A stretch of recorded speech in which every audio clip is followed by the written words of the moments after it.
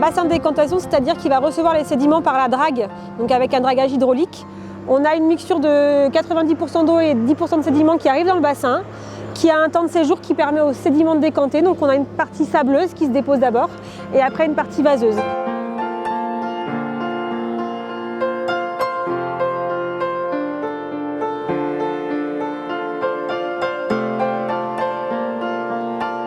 Donc là, on se trouve sur le site de stockage de l'entreprise CMR qui fait l'extraction donc au niveau du bassin. Les matériaux sont entreposés le temps que le terrassement soit préparé au niveau de la piste cyclable. Ici, ils vont être entreposés à peu près 1 mois et après, ils vont être traités avec les liants hydrauliques pour pouvoir être mis en œuvre sur le chantier.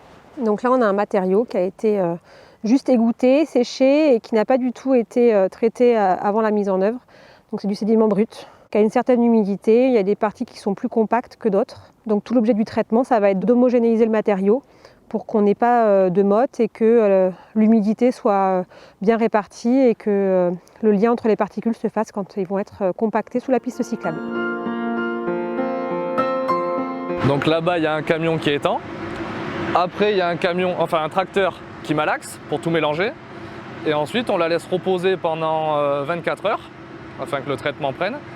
Et jeudi et vendredi, on la portera sur chantier. On fait ce traitement pour faire durcir les sédiments, pour pouvoir rouler dessus dans le futur. On est maintenant sur le site de la piste cyclable. Ce qu'on voit en grisé, c'est les sédiments et le sable qui sont issus du bassin de Verdal. Donc là, on voit vraiment la différence entre le déblai de terre qui a été pelé sur les côtés et la matière grise, grisâtre, qui correspond aux sédiments. Et aujourd'hui, il va y avoir le traitement en place. On a une première couche de forme qui permet d'obtenir la hauteur et la forme de la piste. Et après, une couche de structure qui permet d'avoir des performances mécaniques pour la portance des véhicules qui vont circuler. En l'occurrence, là, ce sont des vélos. Donc c'est une couche de structure assez légère.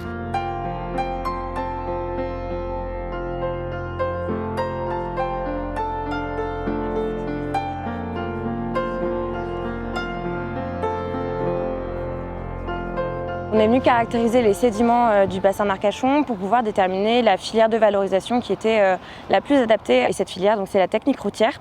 On a une étude en laboratoire qui a permis de déterminer les différentes proportions de sédiments qu'on allait pouvoir intégrer à la couche de forme et à la couche d'assise qu'on a développée. On a également une étape de validation de l'innocuité environnementale. On vient vérifier en fait que le matériau ne relargue aucun élément dans l'environnement. On vient simuler les conditions extérieures. On crée des planches, des planches expérimentales qu'on vient soumettre à ces conditions de pluviométrie et d'ensoleillement.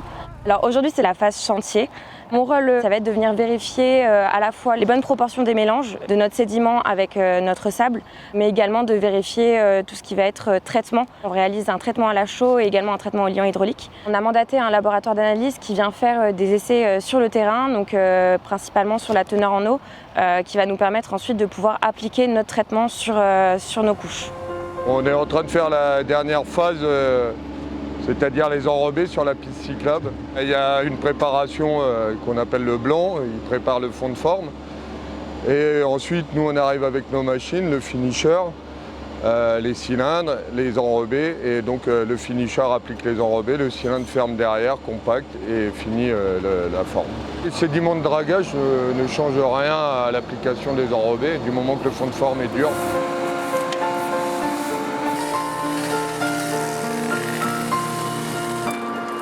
Donc comme c'est un chantier expérimental où on a formulé des sédiments de dragage, on doit valider leur innocuité environnementale et pour ça on fait des prélèvements dans l'eau de la nappe.